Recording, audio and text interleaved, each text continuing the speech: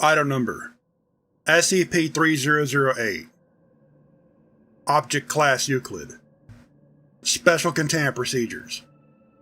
The retail park containing SCP-3008 has been purchased by the Foundation and converted into Site. All public roads leading to, or passing by Site have been redirected. The entrance to SCP-3008 is to be monitored at all times, and no one is to enter SCP-3008 outside of testing, as permitted by the Senior Researcher. Humans exiting SCP-3008 are to be detained, and then debriefed prior to the administration of amnestics. Dependent upon the duration of their stay in SCP-3008, a cover story may need to be generated prior to their release. Any other entities exiting SCP-3008 are to be terminated. Description: SCP-3008 is a large retail unit previously owned by and branded as IKEA, a popular furniture retail chain. A person entering SCP-3008 through the main entrance and then passing out of sight of the doors will find themselves translocated to SCP-3008-1. This displacement will typically go unnoticed, as no change will occur from the perspective of the victim. They will generally not become aware until they try to return to the entrance. SCP-3008-1 is a space resembling the inside of an IKEA furniture store, extending far beyond the limits of what could physically be contained within the dimensions of the retail unit. Current measurements indicate an area of at least 10 km², with no visible external terminators detected in any direction. Inconclusive results from the use of laser rangefinders have led to the speculation that the space may be infinite.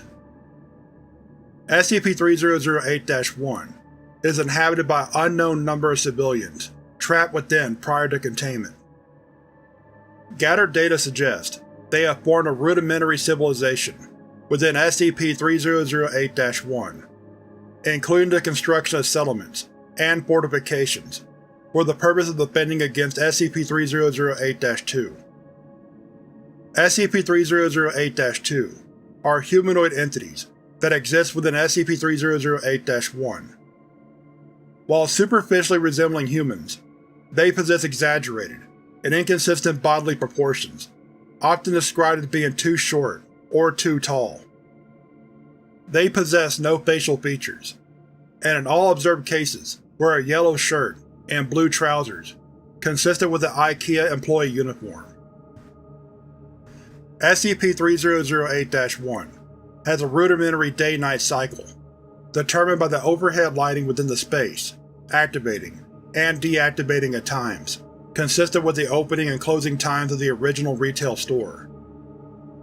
During the night, instances of SCP-3008-2 will become violent towards all other lifeforms within SCP-3008-1. During these bouts of violence, they have been heard to vocalize phrases in English that are typically variations of "The store is now closed. Please exit the building." Once day begins, SCP-3008-2 instances immediately become passive and begin moving throughout SCP-3008-1, seemingly at random. They are unresponsive to questioning or other verbal cues in this state, though will react violently if attacked. SCP-3008-1 is known to have one or more exits located within, though these exits do not appear to have a fixed position, making it difficult to leave SCP-3008-1 once inside. Using any other door besides the main entrance to enter the structure, or breaking through the walls of the retail unit, leads into the non-anomalous interior of the original store. Since containment began, 14 individuals have managed to exit SCP-3008. Following extensive debriefing, all individuals have been administered amnestics and released. Incident 3008-1 At 0037 on 2000, a human male exited SCP-3008 followed 10 seconds later by an instance of SCP-3008-2. SCP-3008-2 caught and killed the man, before itself being terminated by armed response personnel. This incident represents the only time an instance of SCP-3008-2 has been seen exiting SCP-3008. A full autopsy on the corpse was performed. See 3008-2 Autopsy Log for more details. The man was carrying an IKEA-branded journal, seeming to document his time in SCP-3008-1, transcribed below verbatim. Transcription of Journal, recovered from Incident 3008-1. So, I'm writing this to document what I can only assume is my sudden descent into insanity. I can't possibly be that bad a navigator, and yet as I write this, I've been trapped in IKEA for 2 days. I haven't seen another person in the entire time I've been here. I thought it was a prank at first. Turn the place into a maze. Get all the people out and see how long it takes me to get lost. Then everyone has a good old laugh. Realized that wasn't the case when I tried to backtrack. Everything had changed, so I ended up lost. Instead of the exit, it was just row after row of bookcases. So I'm trapped in IKEA. Sounds like the setup for a bad joke. The lights went out at 10 PM. Nearly gave me a fucking heart attack. That loud electrical thunk sound. And then pitch blackness. Place is full of beds though, and my phone has a torch on it.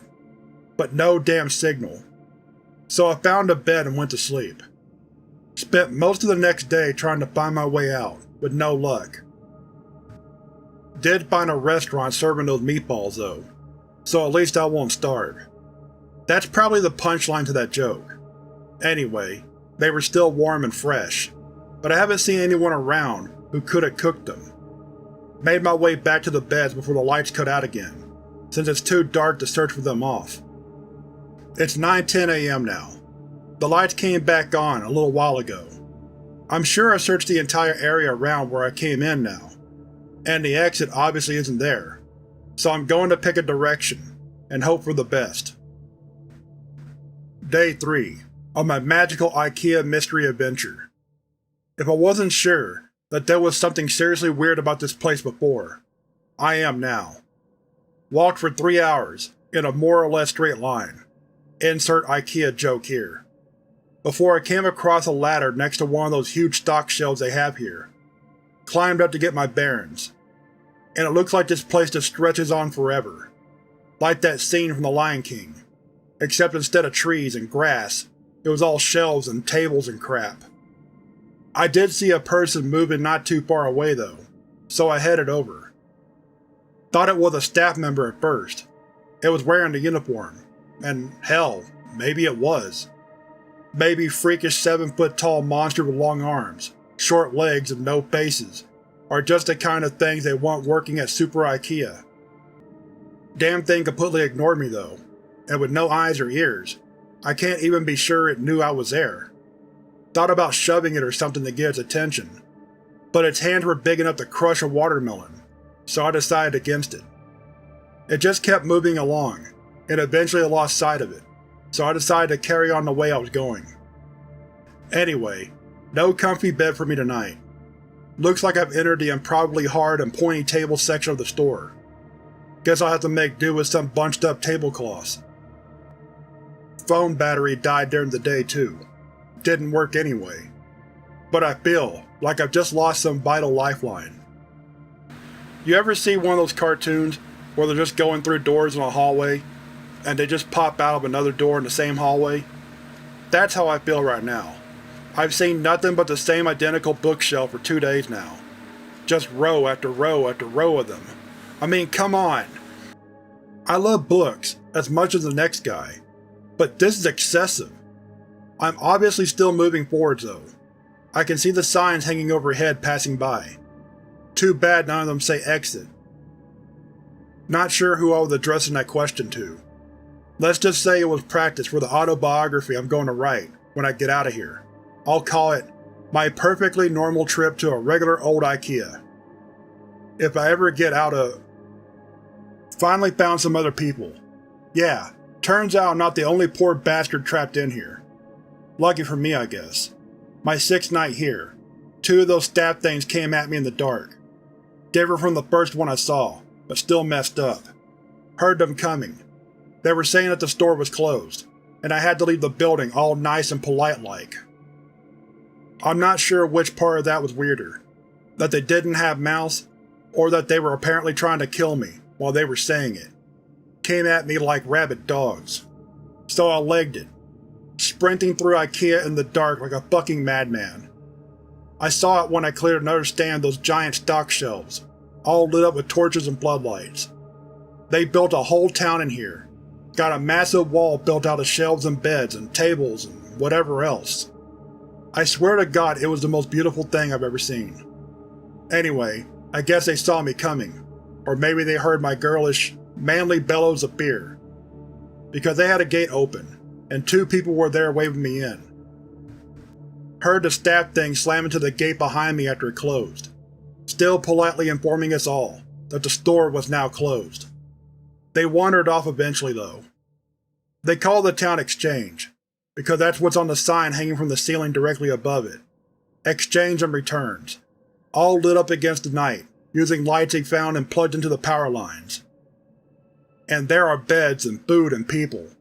Over 50 wonderful people with regular-sized limbs, and a full set of facial features. It's now my 7th night here, and the first one not spent in darkness. A full week living in IKEA. There's probably a TV show in that somewhere. Now that I'm around other people, I'm starting to feel more normal. Maybe normal isn't the word, but after a week with only the sound of my own footsteps for company, I was becoming increasingly sure that I'd just gone nuts. That I was tied up in some padded room somewhere, banging my head against the wall. But no, I feel quite sane now, thank you very much. Apparently there are other towns out there, some with more people, some with less. I found that fairly mind-boggling. How can that many people go missing, with no one noticing? Surely someone would have noticed that everyone who goes to IKEA seems to fucking vanish.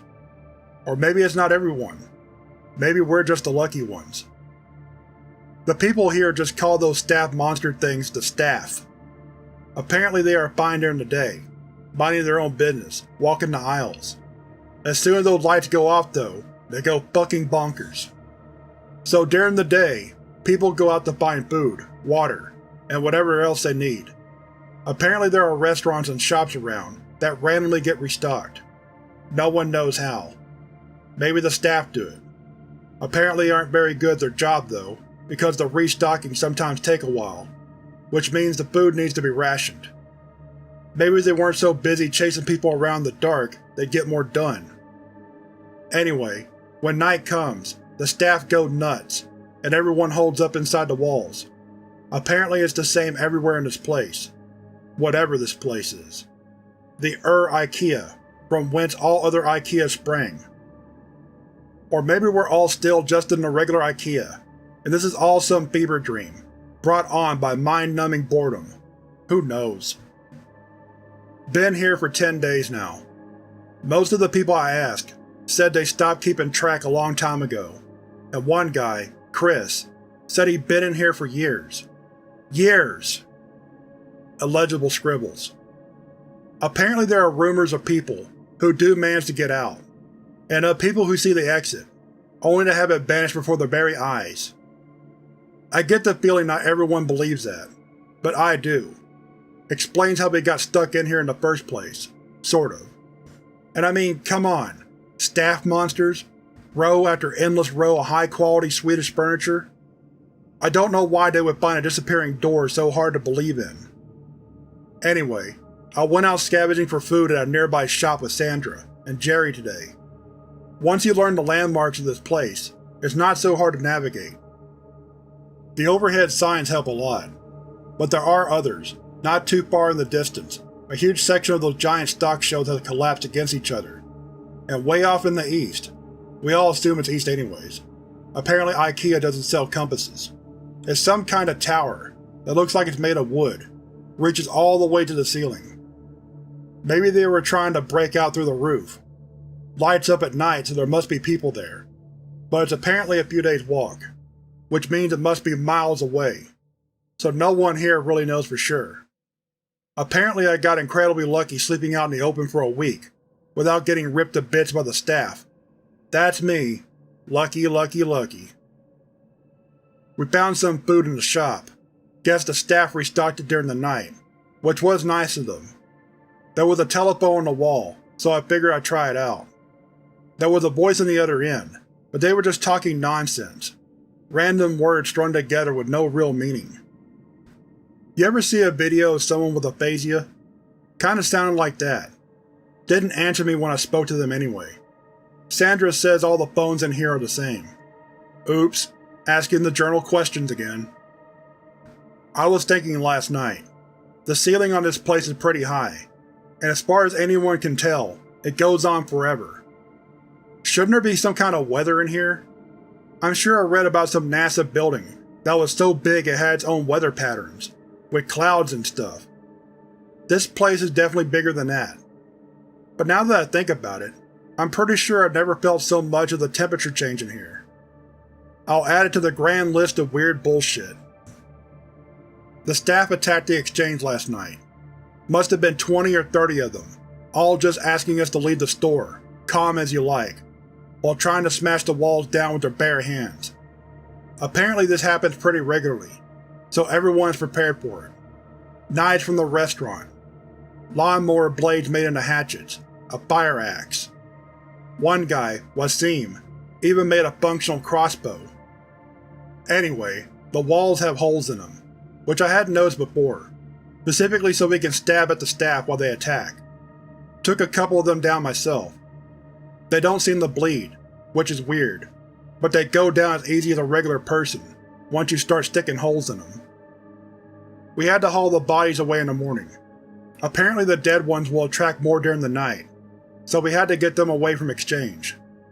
We have a couple of those trolley things they use to move big boxes around, so we loaded them up and took them over to pickup. Apparently people just name everything in here after whatever sign's hanging overhead. Pickup was grisly. There were hundreds, maybe thousands of dead staff, all piled up.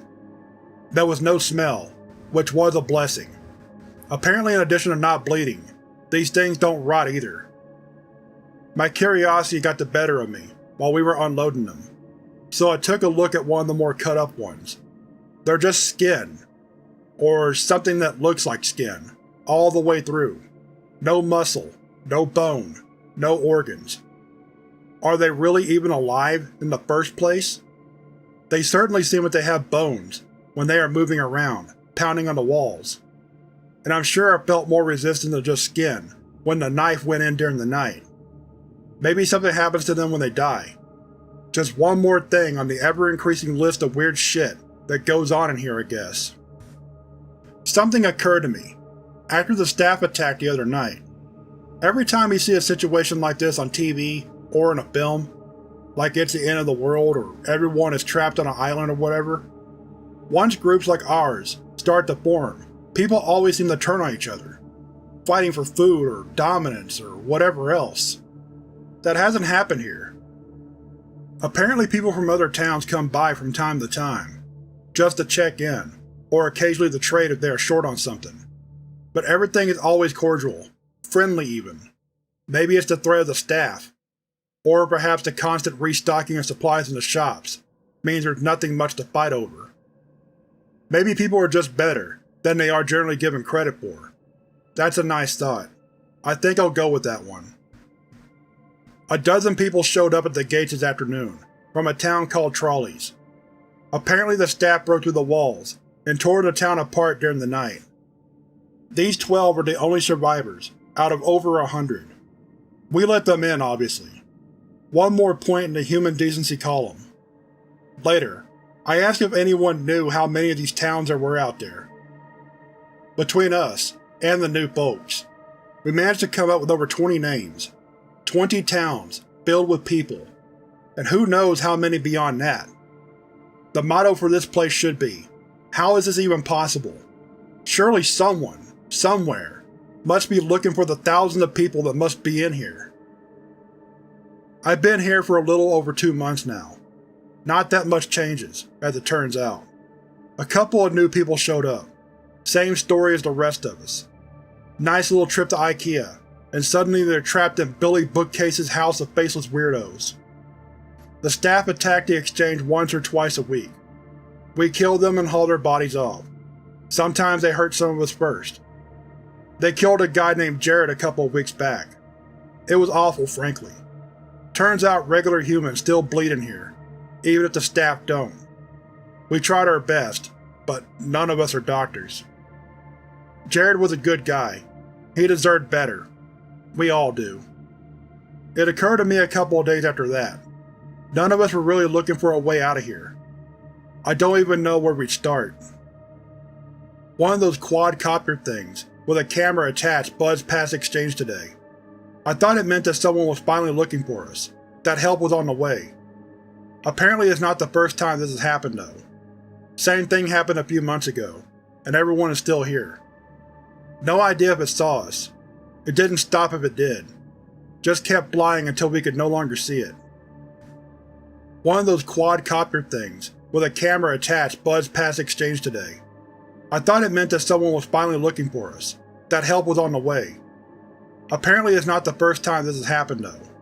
Same thing happened a few months ago, and everyone is still here. No idea if it saw us. It didn't stop if it did. Just kept flying until we could no longer see it.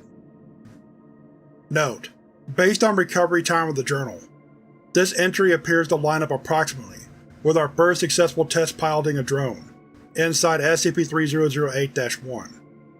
Analysis of the footage shows a walled settlement under a sign labeled Exchange and Returns. Attempts to relocate the settlement failed. Origin of previously sighted drones is unknown. I started talking to people about the stuff they missed from home during dinner today. Probably not the best idea I ever had. Everyone seemed pretty down after. A bunch of people here have families, husbands and wives, kids, dogs. Franklin apparently has a pet llama, though I'm not sure I buy that. But apparently some of the people here have some seriously odd gaps in their knowledge.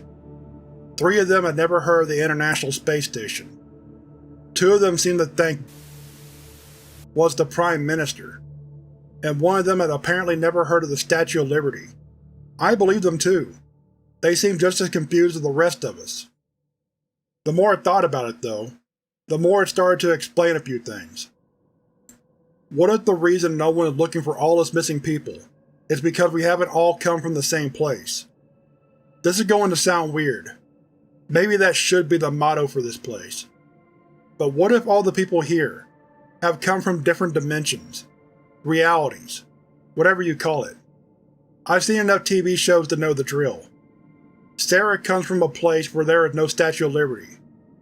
They didn't launch a space station where Wasim is from. If everyone here came from different places, even from ones that seem identical, there'd be no huge missing persons panic, no mass search. We'd just be a blip, a single missing person, in a world of non-stop news. Well, that was a fun train of thought. Just realized that yesterday was the 6-month anniversary of my arrival here. I wonder if IKEA sells party hats. The routine around here has remained more or less the same. More new folk show up, one every couple of weeks or so. Food supplies go up and down, but we never actually had a major shortage. Occasionally we get a visitor from one of the nearby towns, usually checkouts, or aisle 630. We check in with each other from time to time, occasionally trade supplies if someone gets particularly low on something. It's comforting in a way. A reminder that we aren't alone in here. Some small glimmer of civilization. Sometimes they bring medical supplies. Apparently there's a pharmacy a few towns down from checkouts that gets restocked every now and then, so they share out what they can. I've never heard of IKEA with a pharmacy before, but at this point, I wouldn't be surprised if someone stumbled on an IKEA organ harvesting lab. Would certainly explain the staff. Speaking of our faceless jailers, their attacks have been getting worse lately, 3 or 4 times a week now, with twice as many staff as there used to be. No idea where they all come from, or why the attacks have increased. We tried following one of them during the day a few weeks ago, me and Sarah. Wanted to see if they lead back to a staff room or something. Didn't seem to go anywhere though. Just randomly walked through the aisles. We had to turn back before we found anything. We've been reinforcing the walls, trying to arm ourselves better. Certainly no lack of materials to use. What seems has been making more crossbows, but it's pretty slow going. Too bad IKEA doesn't sell guns. Note: no new personnel have entered SCP-3008 at Site in the time span indicated in this entry. The attacks are getting bad now, almost every night, and with so many staff that the bodies almost pile high enough for others to climb the walls. I think we're in real trouble here. Exchange is… I think exchange is done. We got hit pretty bad last night. Not many casualties, but the wall is wrecked. We finally figured out why the attacks have been escalating too. A box of supplies had a chunk of one of the staff in there. No idea how it happened, but apparently a piece of one will draw them as well as a full body. Too late now in any case. There's too many bodies for us to haul away, and still have time to fix the wall before night. Candace has called a meeting. I suspect there will be a talk of abandoning exchange. Maybe try and get shelter at checkouts or something. It's already getting late though. I don't think we'll have time to make it. Maybe some of us will. I was fine for that first week out in the dark after all. But then, how often can I keep getting lucky? I am writing this for a sense of closure, I guess. For me, or for anyone who finds this. If this is the final entry here, I hope whoever is reading this is doing so from outside this place. My biggest fear? If I do die tonight, I'll just wake up here again in the morning. Note: this is the last entry. It is assumed that while attempting to reach the checkout settlement, he was separated from the rest of his group by pursuing SCP-3008-2 instance, and happened upon the exit.